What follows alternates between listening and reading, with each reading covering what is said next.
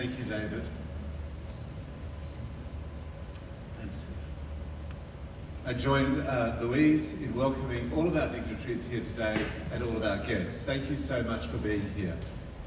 And I thank David and Elaine and the entire board for your hard work and your ongoing support for me as the CEO, a position I hold with enormous pride. It is definitely my favourite position I've ever held, and I thank you for this honour. I look forward to working together as a group under the strong stewardship of our Chair Elaine and our overriding council of our Emeritus Founding Chair David Polson to deliver all that we have promised. Thank you to Auntie Nadina for your warm welcome. It is an honour to have you here. We thank you also for performing a smoking ceremony last Sunday to cleanse, restore and heal the many layers of Gadigal history at the former Darlinghurst Police Station, and also for providing a welcome to country in our foyer, which is just so beautiful. I begin by thanking the LGBTQIA community on whose shoulders the freedoms of queer people today rest. The former Darlinghurst Police Station, now Qtopia Sydney, was the site of a great number of protests and was there where those who bravely advocated for us in 1978 were mistreated. The decision to reclaim this history by taking on the building for the queer community was not one that was taken lightly. And I thank the 78ers for their consultation and their trust. At this point, I wish to welcome here today former Police Commissioner Mick Fuller, who in 2018 provided a formal apology to the 78ers for their treatment at the Darlinghurst Police Station. Your presence today further emphasises the genuineness of the apology you chose to provide.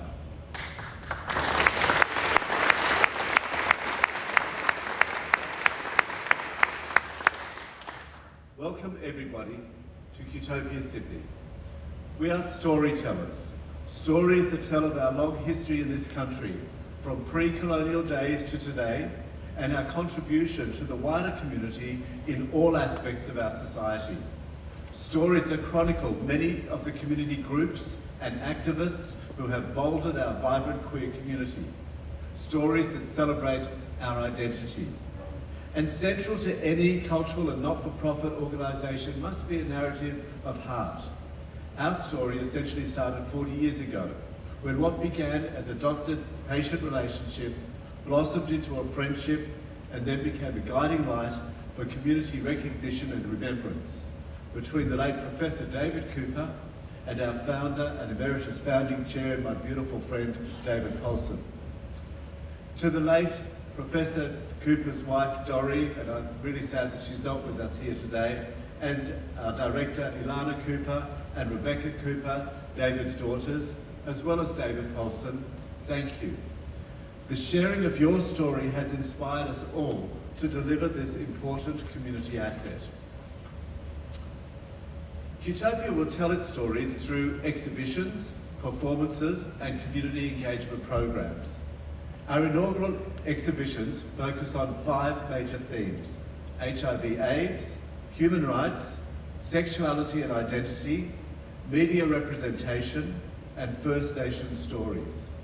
Led by our lead curator, the fabulous Dr. Liz Bradshaw, and equally fabulous senior curator George Savoulas, as well as a team of curators and researchers, 18 exhibitions are showcased in our main property from today, and in the substation and toilet block on Taylor Square in a few weeks.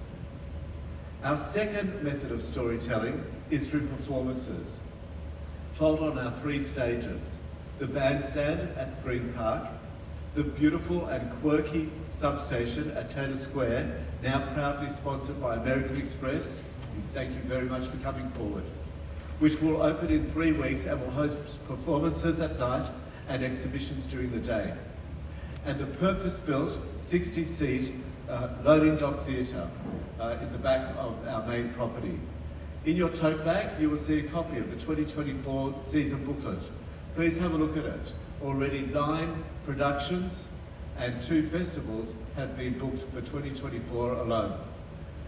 A big thank you to our lead curator for culture, Carly Fisher, culture facilitator, Rosie Niven, and the amazing group of artists who have already backed Qtopia Sydney by submitting their shows for production. Our third pillar of storytelling is community engagement programs with a focus on education.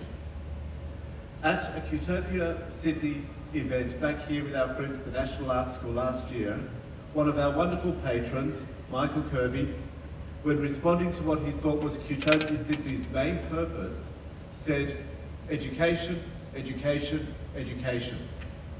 For it is education that can drive tolerance over intolerance, respect over hate. At a recent City of Sydney Safety Summit, University of Newcastle Senior Lecturer of Criminology, Dr. Justin Ellis, spoke of the importance of pre-bunking as a strategy to mitigate the spread of mis- and disinformation. Dr. Ellis noted that one of the Honourable Justice Sakhar's recommendations to the New South Wales Government Commission Special Commission of Inquiry into LGBTIQ hate crimes was that there should be a comprehensive queer heritage project. He said that Qtopia Sydney hosting exhibitions exploring Sydney and the queer history in Australia is such a response. We welcome Justice Sakhar and Dr. Ellis here today.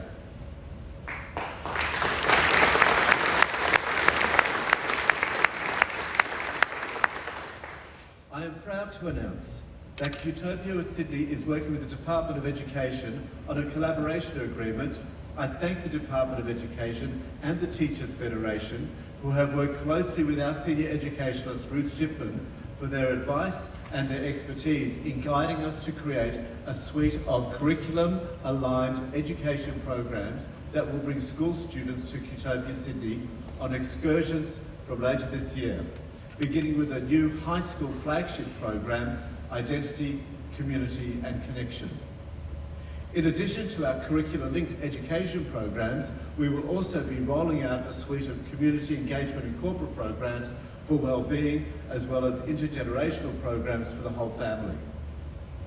All of our programs are centred around key pillars of identity and inclusion. As with all affinity groups, we understand what it feels like to be marginalised, embarrassed, and worst of all, silenced. Our programs are designed to address these feelings, using the LGBTQIA+ experience as an example, but to ask participants to consider how in their own day-to-day situations they may be able to be more inclusive of difference, understanding of uniqueness, and kind in their approach to others.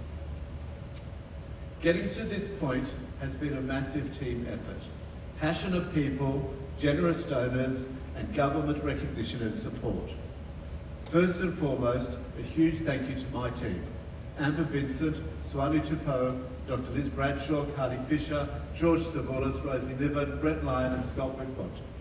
An enormous thank you to our project manager, Christian Gladish, and his extraordinary team of tradespeople who have brought all of our dreams to life.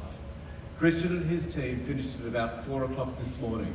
They worked from when we all started the new year. Most of us were on a holiday. They started there from the 2nd of January.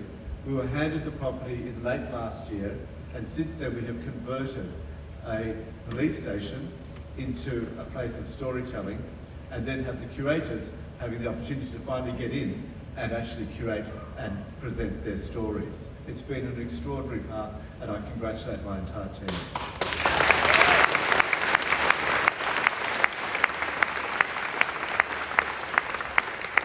And to our inaugural storytellers, all our curators and researchers, people from a wide variety of backgrounds and experiences telling stories in a variety of ways, from the obvious to the nuanced. You are all fabulous, and will be the group that delivered the first stories to Qtopia Sydney's visitors. We are thrilled today to welcome Sarah and Lachlan Murdoch, who through their foundation last year announced $1 million in unconditional support for Qtopia Sydney.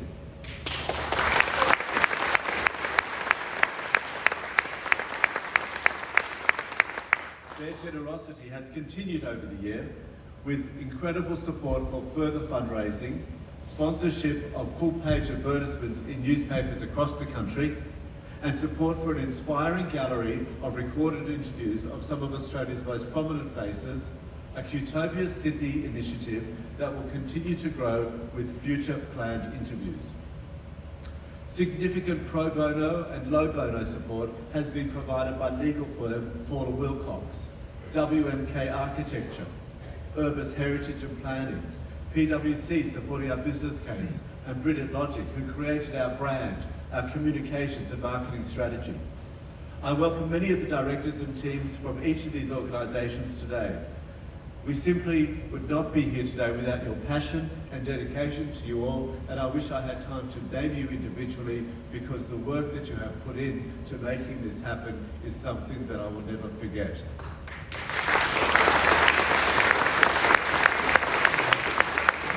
And I would like to take a moment to mention and thank the South Eastern Sydney LHD Health Team, who provided vital face-to-face HIV/AIDS support and other services for over 30 years in our new home. So when the police moved out, the HIV team moved in.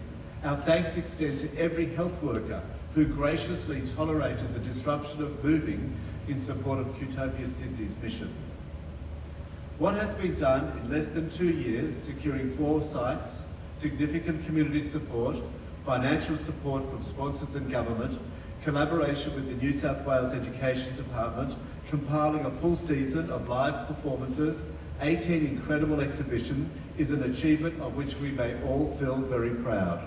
I say all, because Qtopia Sydney is the work of so many, certainly our board and my team, but also governments, community organisations, established institutions who have been so generous with their advice and guidance, historians, community consultation, volunteers, literally hundreds of people who have contributed to the delivery of this wonderful new community asset, demonstrating just how much it was wanted.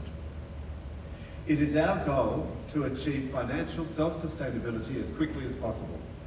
To future-proof Qtopia Sydney, our goal is to raise $20 million over the next 3 to 5 years to create a capital pool, the interest from which will cover our operating costs and support capital costs associated with exhibition changes. As we grow, we want to see this precinct evolve too. We applaud government's determination to truly advance this area. We see a natural queer and cultural space developing, where the activation of the substation and toilet block feeds into an opened up National Arts School, with the fence taken down at Oxford Street, the old courts converted to arts and community spaces, connecting more directly with local businesses, creating a cultural and economic boon for this area, so that people from all over the world will be attracted not only at Mardi Gras but all year. Let's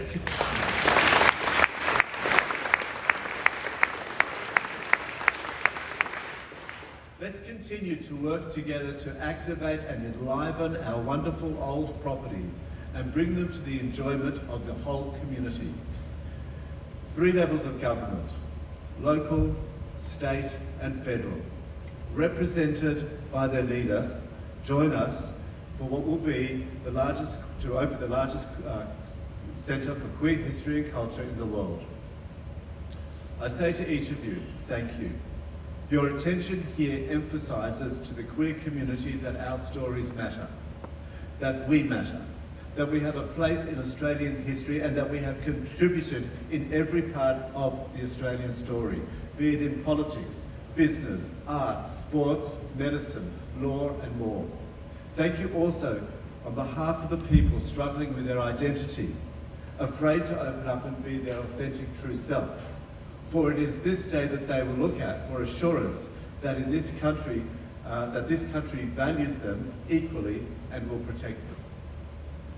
To Lord Mayor Clover Moore, you will forever be the leader who secured the unanimous support of your fellow councillors, Liberal, Labor, the Greens and Independents alike, for initial funding and our first home at the Bandstand in Green Park, in time for Sydney World Pride last year. Your support in advocating for our permanent home and all your other support is greatly appreciated. Thank you, Clover.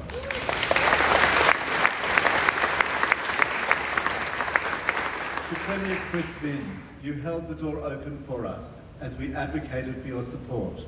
And I want to thank you very much, as well as the Honourable Penny Sharp, Arts Minister, the Honourable John Graham, and Health Minister, the Honourable Ryan Park, all of whom supported the delivery of this property to Qtopia Sydney, as well as a significant initial funding package of $6.7 million, plus an ongoing commitment to bring the entire property into compliance for 100% accessibility for all.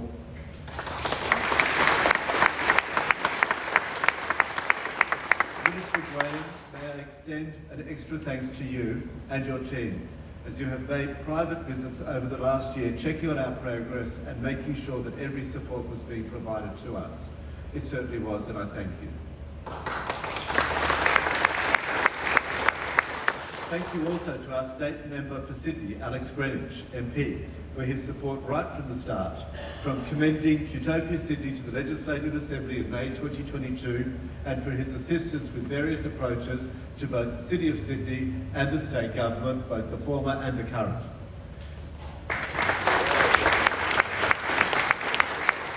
Sydney has in fact been very good to us at a federal level too, and I would like to thank the Honourable Tanya Pubisek for her unwavering support for Qtopia Sydney since we first met her 18 months ago, and for her long involvement with and advocacy for the queer community. Welcome here today, Tanya.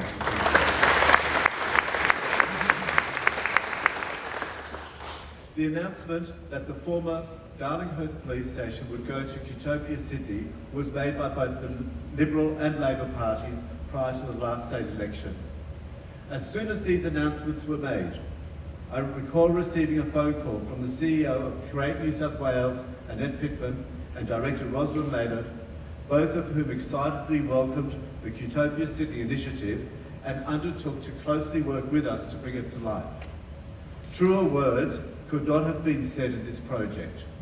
This has been an absolute partnership to deliver Qtopia Sydney with such broad emphasis and in such a tight time frame. I want to sincerely thank you, Annette and Rosalind, as well as Janice Dart, Gavin Jackson, Stephanie Wake, and the rest of the team. I know we have a lot more to do together, and I look forward to our ongoing collaboration. Thank you so much.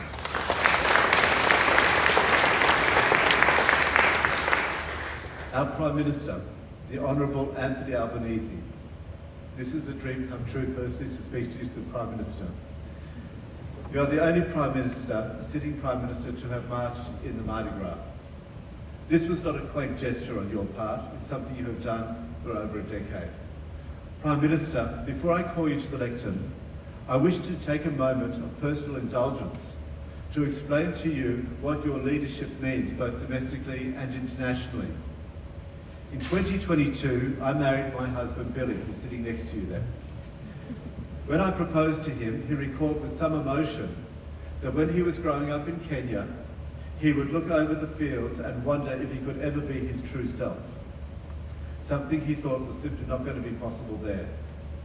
In March last year, Billy was brought to tears by the inclusiveness demonstrated by the leader of this country, standing shoulder to shoulder, marching in the Mardi Gras with the queer community. And Prime Minister, in taking that moment to speak of my own marriage, may I also congratulate you.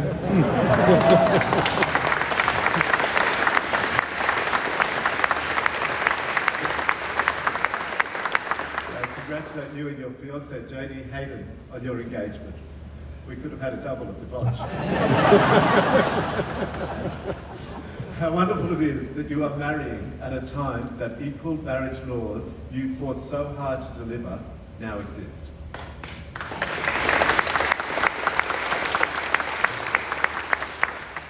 In being here today, leaders together, Prime Minister Albanese, New South Wales Premier Chris Beans and Lord Mayor Clover Moore, you have sent a message to the world that Australia is a place that values the queer community and that it is a welcoming and safe place for all. And with that, it is my great pleasure to welcome you all officially to Qtopia Sydney and invite the Prime Minister of Australia to speak. Thank you.